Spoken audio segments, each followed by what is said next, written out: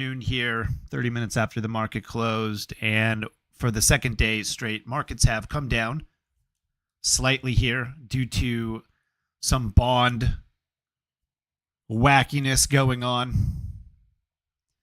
Not the type of strength we would have expected coming in towards this week, but that's okay. We take what the market gives us and not what we expect is going to happen.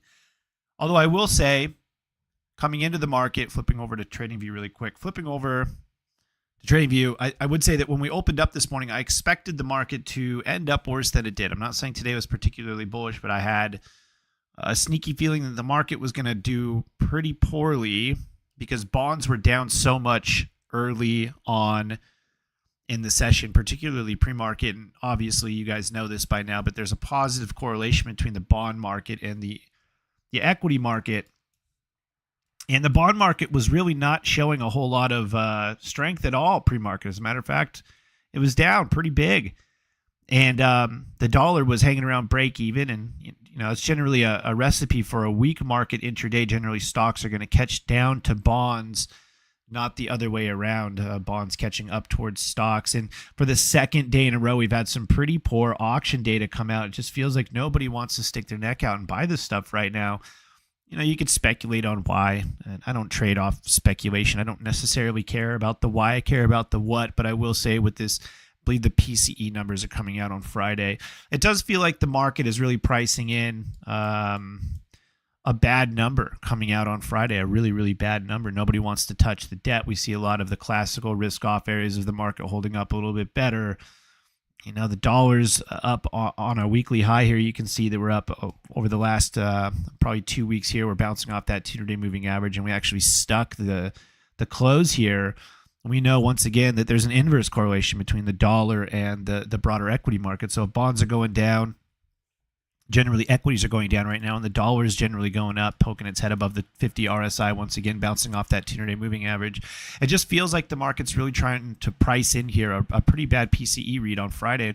I'm not going to sit here and say that I'm trading based off of this exclusively, but what happens if the Friday number comes out and it's not as bad as what the market expects? I do think that given some of the market leaders right now, particularly NVIDIA, but not only NVIDIA, some of the other software and tech-related stocks that we're seeing hold up very well right now, those could shoot right back up towards all-time highs very quickly on Friday if that number doesn't come out and it is super, super hot. It's not comfortable right now. As a matter of fact, I want to flip back to my browser here, and I want to show you guys a tweet that I had tweeted out on Friday. So every Friday, every Sunday, not Friday, but every Sunday we go through our full strategy session where we look at all of the different parts of the market, right? Sector, industry, market cap. We build out our thesis and we kind of build our framework for the week. And one thing that I noticed after our Sunday session was it really felt like, the easy trade was over. And what I mean by that, by the easy trade being over, is simply that the time to be buying stocks in my mind was when nobody else wanted to be buying them. It was off of, a week or two off of those April 19th lows. We were talking about it every day here on YouTube and in the newsletter, starting to buy the names that were bouncing first, showing strength, potentially breaking out, buying those names. It felt like on Sunday's, post-Sunday's strategy session, that there were a lot of really good looking stocks, but very few of them really looked like great buys there. It felt like the buys should have been done a few weeks ago. And I know we're only 2 days removed from that strategy session, but the goal, at least so far for this week, is really just to remain patient with the positions that we have on the books. We're in a bunch of positions right now that are free because we've been able to buy them over the last 4 weeks and we've gotten the initial push, but not all of them are working.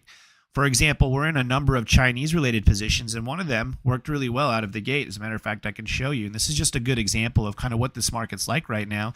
This JD position that we opened off of the 29.5 pivot, we were able to turn free, right? So generally how we work inside of TTI is when something is up and over 100%, we like to take half off of the trade. So by removing one half of the trade here, we can turn that trade risk free because we're closing half of the trade at plus 100% or more, right? So we're moving all account capital or account risk from that trade, and we're only playing with house money. So JD, we got up there well up and over 100%. We have, at least I have, some January 25s. I think most of the community probably tailed me on those, the January 2025 play. So we're in a free play in JD, but now we've round tripped the play. So technically we cannot lose any capital in this play. If the remaining contracts we have go to zero, it's a wash trade, more or less. It's break even. If JD does end up bouncing and running through Q3, Q4, obviously we're in a position right now to take advantage of that. But I think the hard part is not all of the trades we took over the last 4 weeks gave us that initial push. And although I'm kind of cherry picking here with JD, we're also in a BILI position that never got close, and we're actually hovering around the breakdown period here. 13.5 is kind of our stop out area, and we got nowhere close to 100% in the BILI trade. I'm in a YMM trade, and we're hovering around this risk on area, closer to risk off than risk on, but nowhere near 100% profit. So we're holding some positions that didn't work. We're also holding a lot of positions that did work.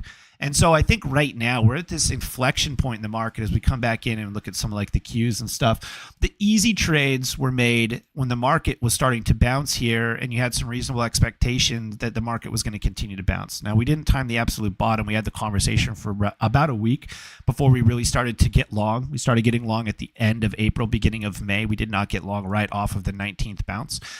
We were reserved, right? But we were able to be buying in here. And so obviously a lot of those positions are working for us now, but those positions should have been entered back here. And I think now we're up at all-time highs. There's a lot of fear in the market coming in off of just 2 days of selling pressure. Nvidia's gapping up into all-time highs. We do have some negative divergences in market breadth. Bonds don't look great. The dollar's popping up. You have two types of people. You have people that are trying to buy the dip, but it doesn't really make a whole lot of sense in some of these names to be buying the dip, because what happens if the market doesn't stop dipping, which is always could be the case, right? Unless they're falling back into logical levels, there's no reason to be opening up new plays right now. And some of these things are overly extended. The other side, though, is what happens if the market doesn't bounce? What happens if this is an intermediate term top? What happens if this is the big one that starts to roll us over?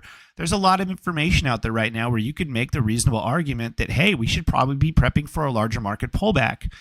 I don't buy into that yet, but if somebody had made a logical argument that they don't like the fact that market breadth is diverging, meaning the S&P 500, the equal weighted, has not been able to keep pace with the mega caps, yeah, I would say that's probably not a sign of a super healthy market. Once again, the mega caps pulling the Qs up, and if you look at the equal weighted Qs right here, unable to do the same. So yeah, I totally agree with you. Market breadth, is definitely lagging. But there's a lot of good stuff going on right now that I don't think people want to admit either, right? We do have the risk on areas of the market leading, right? We're coming in towards a very, very bullish